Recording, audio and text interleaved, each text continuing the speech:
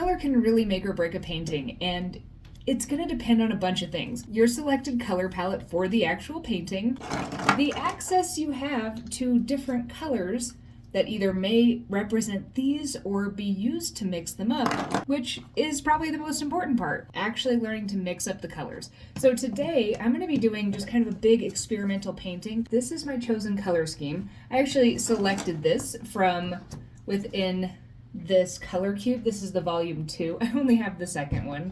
When I bought this, the first one was sold out and I was too impatient to wait, so I just got the second one. If you have a really hard time selecting color palettes, something like this could be really helpful. Alternately to the color cube, I also use these 2 books. This is the Color Scheme Bible. This is the one that I have had for the longest and used the most. And this is one of my newer books, Palette Perfect. They're both really wonderful resources for selecting color schemes. But once you have selected your color scheme and you're like, great, I have colors that are kind of like this, but not quite. How do you actually go about mixing those colors? Because, for example, this is a beautiful green color, but it is nowhere near the same green as this. So how do we turn something like this color into one of these? I've reached into my drawer of watercolor and just picked a bunch of colors that are more or less similar colors to here, but I'm going to use this set of colors to actually modify them so they more accurately represent this. I think for my purposes, I might add in a couple colors because I want to push the boundaries a little bit more. But we're going to start here. We're going to have to ignore my hands. I have been throwing pots all day, and I've got to throw some more pots after this, and I've got clay in my fingers, but that's okay. You're going to need to start with whatever color palette that you've chosen. We'll keep this over here for reference. Another helpful tool are going to be some tester strips so we can actually test these colors as we mix them up. We'll need some water. I'm going to be using these mixing wells. These are my favorite types of mixing wells because you can do a little bit or a lot, or you can even work on the flat surfaces. These are often referred to as muffin tin mixing pans because they look a lot like muffin tins. All right, here's the colors that I have. I have a yellow green, a phthalo yellow green, a peacock green, this is gonna be more blue, cobalt teal, a Prussian blue. I have a neutral tint. There are some grays in this palette. A lunar violet, this might be something I might kind of add in. I have 2 different pinks. I have a quinacridone magenta and an opera. And then I also have this yellow ochre. These are not going to be a traditional mixing palette of colors. Typically, you would want to have a blue, a yellow, and then a red or a pink, which we actually do have, but we don't have any like super true versions of those colors aside from the pink, which is the only one we do have. But that's okay, because I want to show you how to kind of modify some of these colors to be a little bit different than what they are. We're going to start with the color that is closest to it, and then we're going to modify using the colors that are going to help us do that. So for example, this first color right here, turquoise. The color that I have that's closest to this is this cobalt teal. So let's say you're like, I really want this turquoise, and oh man, I don't have that color, but I do have a cobalt teal. So let's start with this. This is a beautifully granulating color. Most of the time I actually work with dried pans of paint, but today I'm going to be working on a big piece that I just kind of want to play around with. So I want to be able to mix up lots, and using tube paints or tube watercolors is going to really kind of help me get there a lot faster, especially with the saturation. All right, so I'm going to put quite a bit of water in here because I want a lot of this color. You don't have to use as much, and you'll want to mix up varying amounts of color depending on how much you plan on using.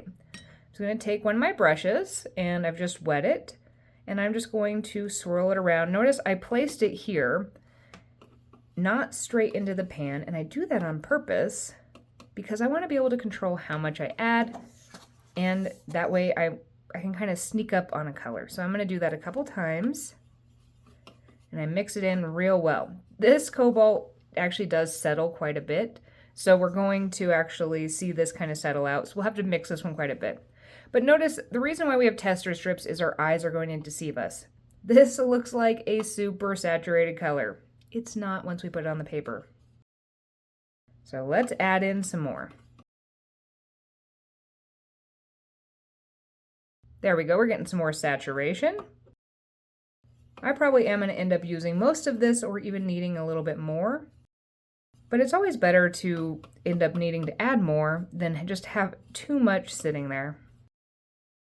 All right, when we're looking for saturation, we are going to be adding in more colors. And right now, this looks like it's a similar saturation level to this one. However, let me show you one thing. If I were to dry this,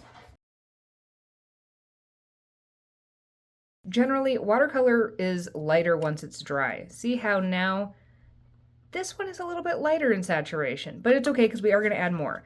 There is a more green undertone on this.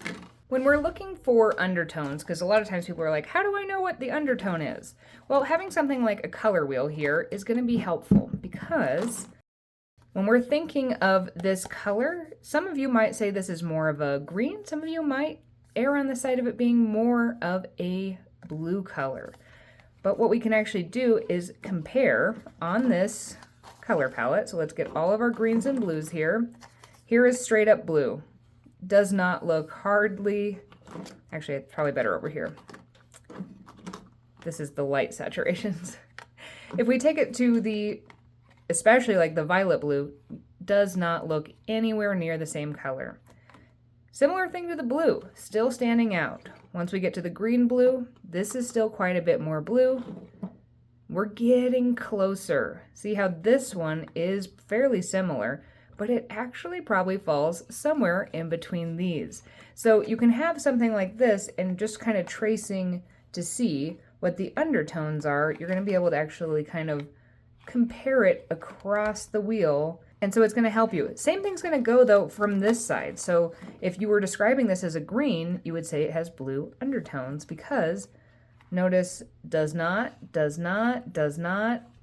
yes, starting to look a little bit more similar right in this area. You don't always have undertones that are just going to be on one direction or the other. Sometimes they actually go in this way, which is a little bit harder to see, but doing an exercise like this is going to really help you actually explore this. So I recommend doing that, but this will help us get at least some of the undertones. All right, so we know it needs more green. The other thing that I'm noticing here is this turquoise color, it does have a bit of muting to it. Now, muting is easiest done when you use the color that's on the opposite side of the color wheel or its complementary color. Straight across. When we look at this color wheel, what do you notice when you look at colors that are straight across? We're going to start to see things like, hey, Christmas colors. Or, for example, I live in Colorado, and if we go with blue, our sports team is blue and orange. They look nice together, but they also have kind of counteractive effects and they actually mute different colors. If you mix blue and orange together, you're gonna get more of a gray or a brownish color. What I want to do is I want to desaturate this color, so I want it to be more muted, not quite as bright and in your face. And I have a couple different greens here to choose from. What I want to do is, since I'm going to be using a green, I want to choose a green that has more of a yellow undertone, which is actually going to be this one. And this one is a slightly more muted green, even though it's a really bright green, but that's going to help me get a little closer to that without having to. This one has more of a blue undertone to it. Notice if we were to, okay, you can see that bit of green here. It's going yellow-green. It's right kind of in here. But this one, it's closer over here. So this one is going to have more of a contrasting undertone that's going to help us kind of mute this. If I add this to this, we're not going to get much change because it's going to go more towards the blue side, whereas this is going to kind of help us come somewhere in between these two instead of just basically right where we started. So I'm going to put some of that green here. This color does settle out quite a bit, so you do want to make sure that you mix it up real well. And then we're just going to tap our brush, and we're going to mix it in there. Oh, this is a beautiful color. I don't know if it's quite the right color. Let's see if I can pick anything up.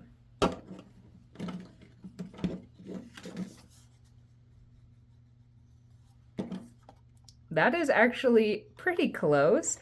We maybe went a little bit too far to the green side. So let's put a little bit, I'm actually going to take a different blue, because this one has more of a reddish undertone compared to the other one. There are so many different ways to mix a single color, and you can really get there in any sort of way. You can really play around with what colors you're using to actually kind of counteract. We are pretty close. I'm going to dry this though, because dried, it's going to look different. That actually brought a little more of the green out than I had expected. They're pretty close. This saturation level is not quite as dark as that one, so let's add in a bit more of everything. Ooh, mine's kind of separating. That yellow that's around that is the binder, kind of separating from this. My tubes have sat for a while, so it could be that, or it could be quality issues. Although Mgram is a pretty well-known one, so it's probably my fault. All right, I'm spilling everywhere. I'm going to bring a little bit more of that green, and then let's add in some of that blue. I am making a big mess today. Okay, we are getting a little more saturated. Let's just add in a bit more of everything again. These three.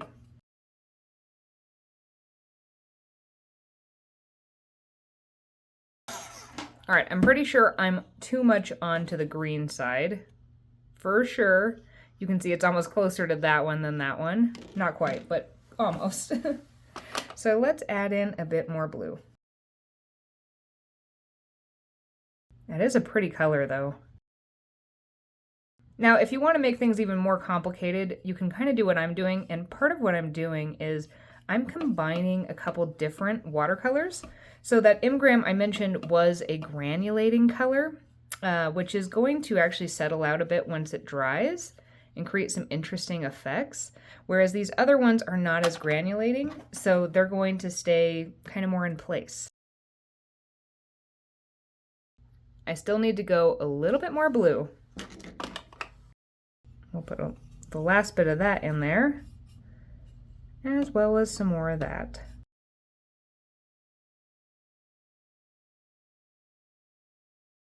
We are pretty close, and I think I'm going to keep it like this. See, I mean, I could keep going and we could get closer to that, but I really like this color, and I think it's going to be super pretty. So I'm going to keep that one, and then we're going to work on the next thing. Is we basically want a slightly darker and a slightly more green and slightly more muted color. We can actually do that with the majority of the colors we already have here.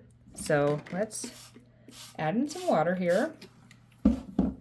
And I'm not even going to wash my brush because I have some pretty good pigment in there from the previous one that will help me achieve the other one. So we're just going to start with that as a base. And we're going to really start with this green because I have it here. And then let's grab some of this color, some more. This is not it yet, but let's just do a quick test because again, that looks pretty dark. Not super dark. Also not super mixed up. I need to mix it a bit better.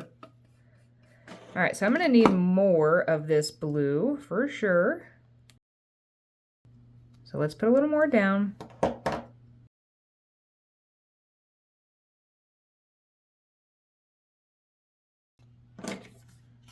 That is going to be pretty close once I do get this more saturated. So for this, I'm just mixing in different amounts of the green and the blues together to get different versions. So this was our previous color, and look, using similar colors, how different of a color we can get by just mixing up different variations. There's a lot less of that cobalt teal. There's a lot more of the Prussian, and even there's maybe even a little bit more of that yellow color or yellow green. All right, I've already used up this one. Let's just check here. I think I need to go a little bit more blue. Maybe even a lot of bit more blue.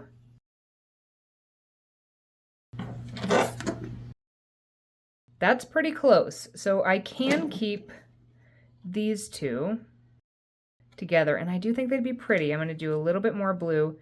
If I wanted to mute this, I would probably bring in a little pink, but I kind of think I want to keep it? I think I'm going to keep it as it is. I could add in a bit more pink. I'm going to show you two different ways. There is kind of a grayish brown color here. Now we've talked a lot about how to mute colors. I'm going to show you two different ways to get here. The first is, we'll do this one first, which is kind of a grayish beigeish color. I'm actually going to start with that green. Who would think? Add green to make a beige. But it's possible. In order to mute that, I need its opposite color, which is going to be a pink or a red type color, and this is the closest color I have. So I'm going to grab some of that, and I'm going to put a little bit of that in my brush, and I'm just going to add a little at a time until I start to see a change. All right, so we went from green, and then we added red, and look, we have a gray color. So we're actually more closer to this one. This one has more yellow undertones, so we'll mix our way there. Now, you can go this way and just add more red and green to get it more saturated, or you can take something like this. This is neutral tint, so it's a grayish black color. And I'm just gonna add it, well, for the sake of this, here, let's put a little bit of fresh water here so you can see what this would look like. Just a nice neutral color. I am going to add it into this one though, because I already have my water here. And grays and blacks have all sorts of different undertones. So you can really play around with what undertone you want to add. Like we can come in here and add a bit of green to it. Might as well, it's right here. And change that undertone a bit so that it better matches with our other colors.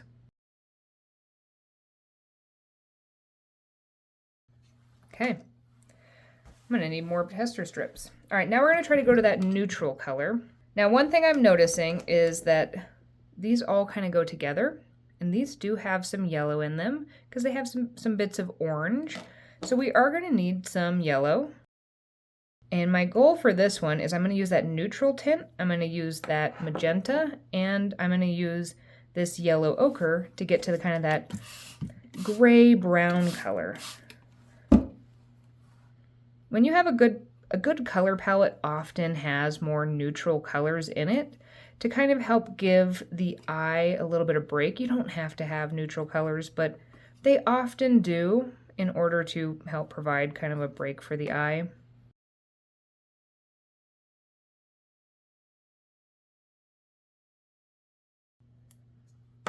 And I'm not going super into detail about any sort of color theory here, kind of on purpose, because what I want you to see is that I didn't really think through my color choices a ton.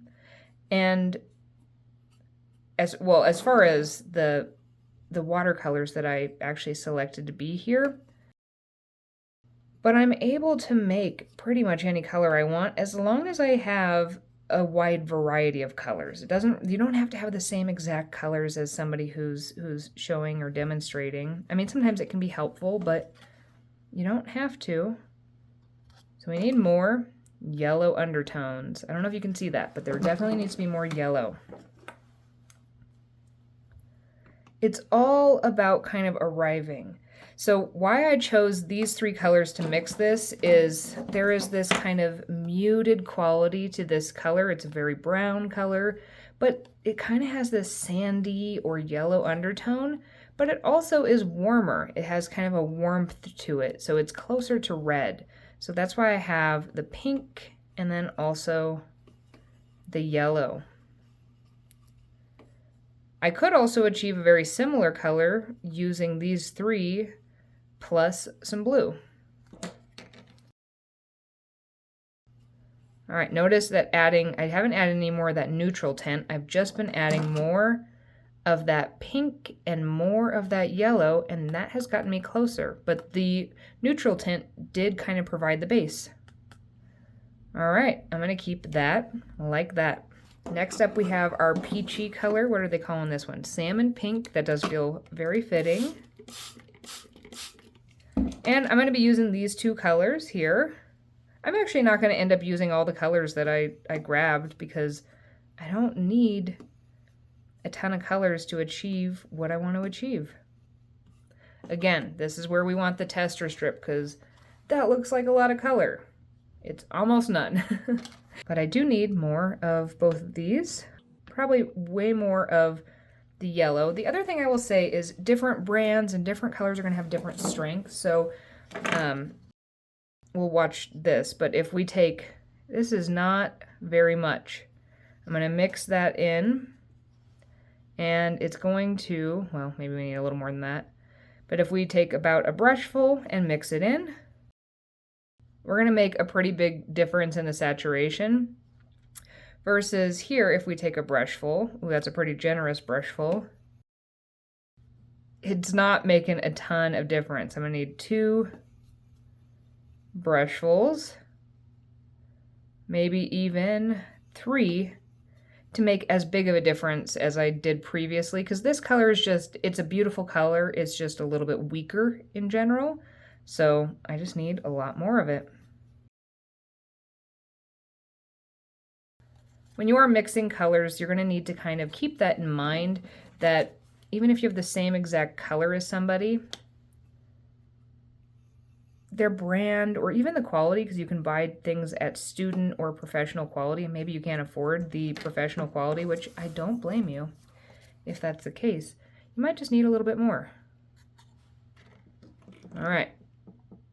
There we go. That's pretty close to the same color. It's not quite as saturated, but I do have a plan for, I'm going to be adding in a couple extra colors to really give this color palette a little more oomph when I am finished. So for actually playing, I want kind of these as my base colors, and then I want to be able to deviate from them. All right.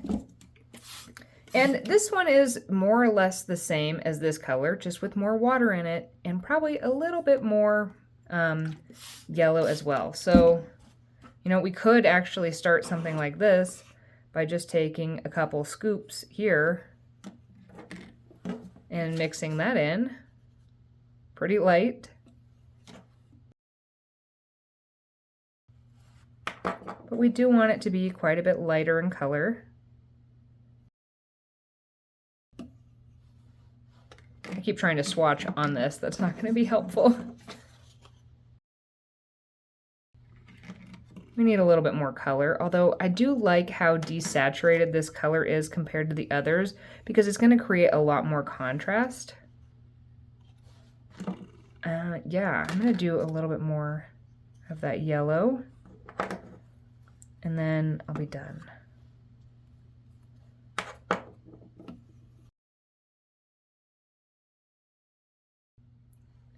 Light, light. I've done lighter on most of these than most of them, but you know, hey, it works. Okay, so here is our base color palette that we mixed up. It's not going to be exactly the same as this one because in some cases I just kind of called it good, but let's see if we kind of have at least the similar vibes, more similar than when we started.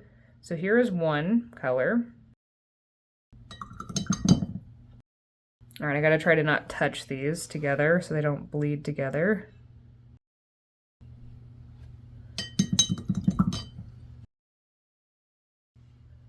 I feel like this one could have used a little bit more yellow, but I think it'll look good together.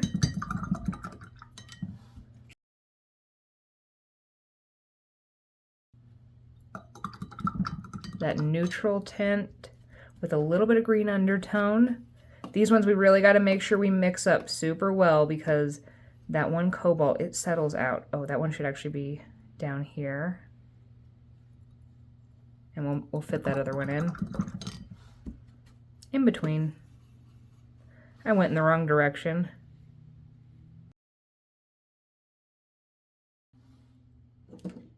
I mean, come on, those are pretty close to those same colors. All right, so when we look back at the colors that I did have, I did not end up using this one, which is Opera. I didn't use the Phthalo Yellow Green. I did not use the Peacock Green. I did not use the Lunar Violet. So I mixed up all of these colors.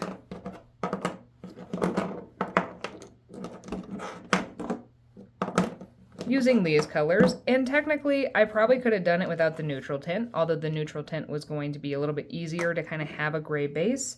I probably also could have done it without this color here. I think I could have achieved most of what I did with these 4 colors. However, these 2 really kind of helped give me a good starting point. Now, as a good idea, I'm going to set this to the side so that it dries. But let's just take a look at the colors I had on hand, and let's take our closest color to them and just see how, if you don't do any mixing on your own, you would be kind of like stuck in your color palette. It might still be really pretty. Oh gosh, I need to go wash my hands. I got this all over my hands. Pretty color, but it's just not... Trying to get a little more saturated. We'll see.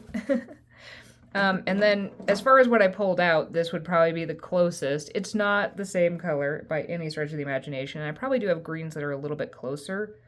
You know what? Actually, I think that Viridian is actually probably closer. Let's see if I can get this off. I should have paid closer attention to what I actually had. All right, we have this Peacock Green, which now I'm kind of cheating because there's a little bit of a color that's actually going to kind of help it.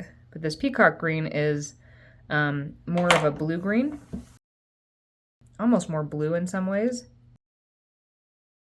But it is a beautiful color. That neutral tint. I don't have anything that's kind of brown, at least in the colors that I chose. I'll try to dig out a brown. I wonder if I have a brown. I don't usually purchase browns because you can mix them. I find mixing brown very simple, and you can get so many more types of colors. Probably this raw umber is probably my closest brown to this color. Oh, that's way too much. I should have done this on another mixing well, but that's okay. Here we are. Okay. This is going to be my closest pink type color.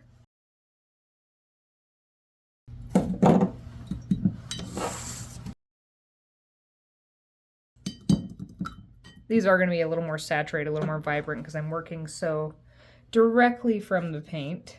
And then this is the closest I have to this color. Now this could be a really pretty color palette, but I don't think it's quite as strong as far as the color choices together as something like, there's more harmony in something like this. I am going to add in a couple other colors and a couple more saturations, so I'm going to be really playing with darker values and then lighter values within this. I might even just throw in some of this Peacock Green because that could be really pretty in there. But if I had gone with just kind of like colors that I have access to, where I just already have the tube of paint, I'm going to be pretty limited as to what I can do. For this video, don't go buy any new paints. Just pick whatever colors you have in your drawer that are closest to the colors on this card. I want to also make sure within that you do have some sort of a pink, or red, some sort of a yellow, any sort of a yellow, and some sort of a blue. And then I recommend following along with this video so that you can actually kind of try this and see with the colors you have, kind of sneaking up and testing as you go. Look at all these tests. And see how close you can actually get to the color scheme. Oh, well, there we go. And see how close you could actually get to the color scheme. These are all a lot lighter. I should have gone a little more saturated. But in general, this is pretty true to that color scheme, using colors that look almost nothing like them.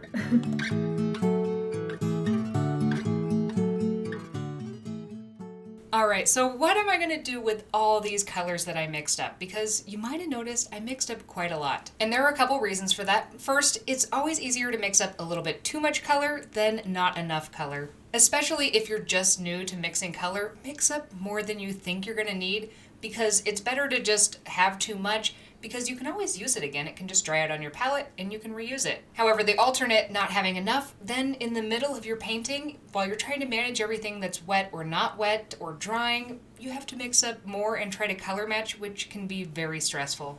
But back to what I'm doing is trying to achieve a couple goals. One, I have recently been staring at these large sheets of paper that I randomly use for little projects and things, and thinking, I should paint a really big watercolor painting. And that's kind of scary to me because typically the largest I work is about 8 by 10. Most commonly, I paint in little 5 by 5 notebooks. And there's a couple reasons for that. One, I find smaller watercolor paintings to be more manageable, both for time. My goal is always to create, and I try to remove as many barriers from that as possible. So size can sometimes be one of those barriers. The other reason is smaller. It's easier to manage different techniques and different levels of wetness, so it just simplifies things. But at the same time, those large pieces of paper kept staring at me, and so I want to use one. I did have to cut the piece of paper down a bit to fit onto this board because I don't want to tape it directly to my desk because I still want to be able to move this around or lift it up if necessary. But it's still pretty big, at least for me with watercolor. Other mediums, I can go a lot bigger. And I chose to do kind of a mosaic type pattern thing for a couple reasons. One, I love patterns. They just make me so happy, especially these kind of puzzle piece type patterns where you get to fit everything in. And the other reason is that a pattern like this is a lot less daunting to me. So with the larger scale, I wanted to make sure I was going to do something that was going to be fun and not demotivational. But this simplified pattern also enables me to work on two other things that I've been thinking about a lot with art lately. And that is color palettes, as well as showing off the natural beauty of the supplies. Watercolor, the reactions, the granulations, just the effects that it gets are so beautiful on their own. And a pattern like this is going to really let the nature of the watercolor be the show, and then the larger format of this is going to allow more and more of those reactions to really show through. So I went to work using this color palette, and I did try to push the boundaries a bit. In some areas I would just put some of that cobalt or just some of the quinacridone magenta, which was not a color we mixed up, but I did want to try to push it a little bit. And this took me quite a few hours to do. I actually had to work on this in batches. This was actually just a fun Saturday night project I was working on. I didn't even initially intend on filming this as a long format video, but as I got set up to mix different colors together, I remembered how many comments I have asking about color mixing. So I figured I would bring you guys along for the journey. I really love how this turned out, and I think about 50% of the success of this painting is just the color palette. The colors look really good together. I highly recommend that you try out mixing up these colors. Let me know in the comments what colors you did use to make your mixtures, because you've probably got different watercolor tubes than I do. And if you want to take this one step further, maybe on a smaller scale, maybe paint one of these where you just instinctively reach for whatever colors you think are going to look good together. And then paint a second one with a more fully thought out color palette and just see what you like. Because your answer does not have to be the same as mine. It's just what I'm currently thinking about. Also, please let me know if you like these longer form videos. This is something I kind of got away from doing for quite a while, and I'm curious to know if this is helpful to you. Either way, I hope that you have an absolutely wonderful day, and I'll see you soon.